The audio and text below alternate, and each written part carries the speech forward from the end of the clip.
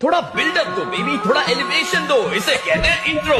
भाई और बहनों, presenting the most interesting and entertaining character.